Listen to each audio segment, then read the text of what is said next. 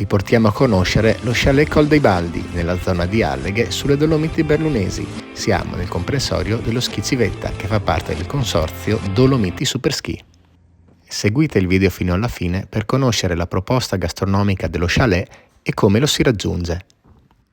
Diciamo subito che siamo a 1922 metri di altitudine e qui quando nevica, nevica davvero, ma a scaldare i cuori sono i piatti dello chef Matteo Pianezze.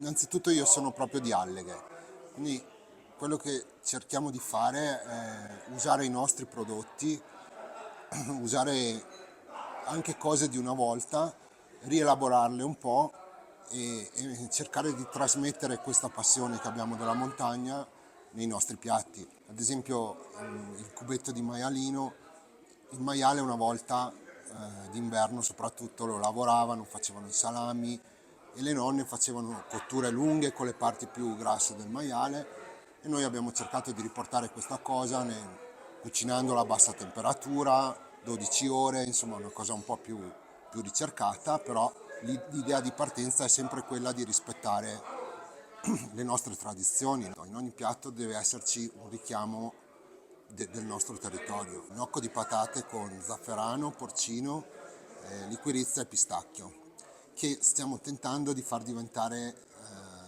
un gusto che ci contraddistingue. È molto impegnativo, devo ringraziare che ho anche una buona squadra, anche quelli che non ci sono più, che hanno preso altre strade, sono sempre stati disponibili al sacrificio, perché comunque se abbiamo roba da fare veniamo alle 5 di mattina, se dobbiamo dormire qua perché siamo indietro stiamo qua e quindi devo ringraziare sicuramente tutti quelli che hanno lavorato con me, che mi hanno seguito in questa passione, insomma, ecco.